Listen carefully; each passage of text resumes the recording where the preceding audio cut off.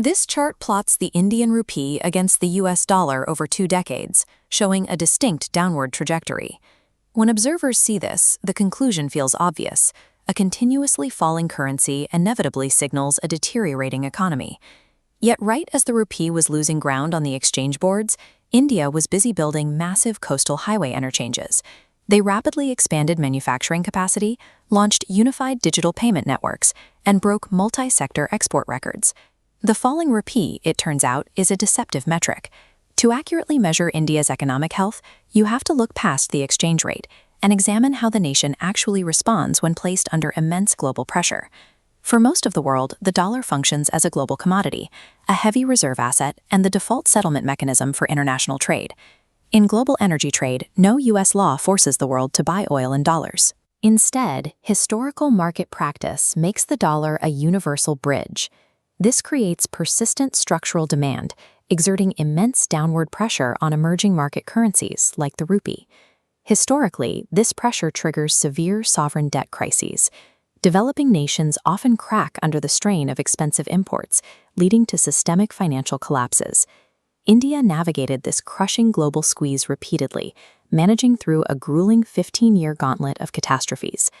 The modern stress test began with the 2008 global financial crisis. Credit markets froze overnight, and global growth simply stopped. India absorbed that shock far better than many Western economies. Their banking structure was highly conservative, and a massive base of internal domestic demand kept the economy moving while international markets panicked. Then arrived COVID-19. It was the largest simultaneous economic disruption and labor dislocation in multiple generations. Supply chains broke down completely. Healthcare systems were overwhelmed. But rather than accept long-term economic defeat, India's culture of endurance kicked in.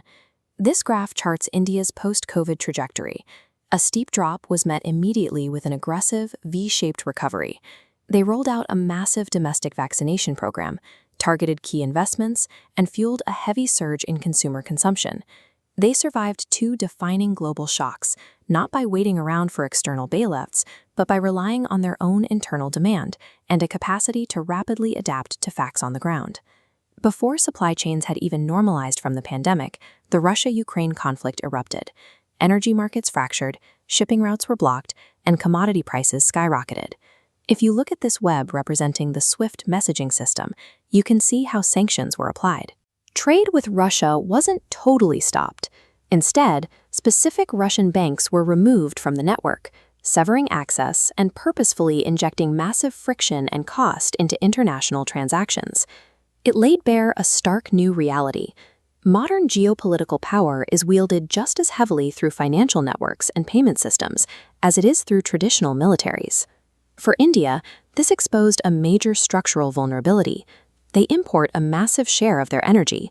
When oil prices spike, their import bills swell, directly threatening to crush the rupee and drive up inflation.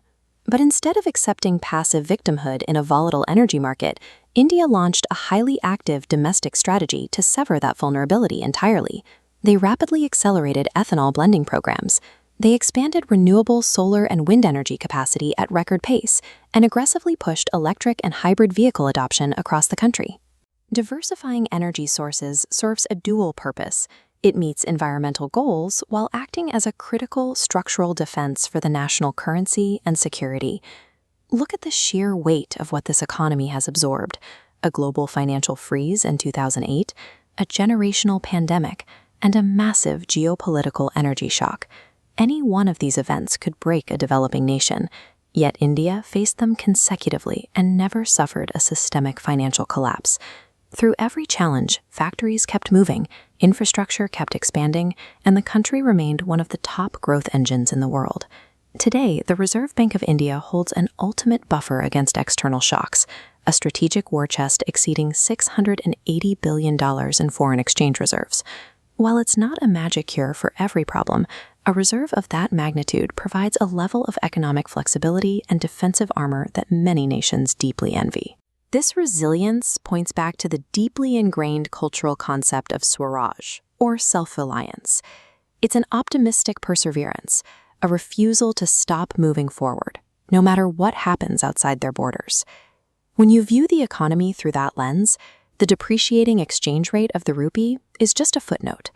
The real story is India's unbreakable uphill march toward absolute economic independence.